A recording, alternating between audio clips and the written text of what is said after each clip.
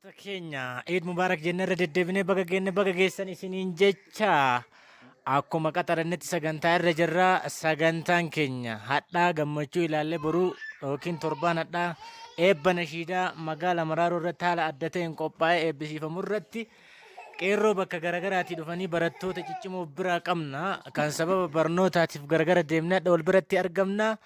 Hadhaa gammachuu hadhaa kana keessa jirru kanas gammachuu isaanii dhagahame ibsata. Torbaan hadhaatiif qophiin akkamii maaltu jira akkamitti dabarsina kan jedhu gaggabaabsanii achumaan ammoo tuyyuu beeksisa nashiidaa kenna.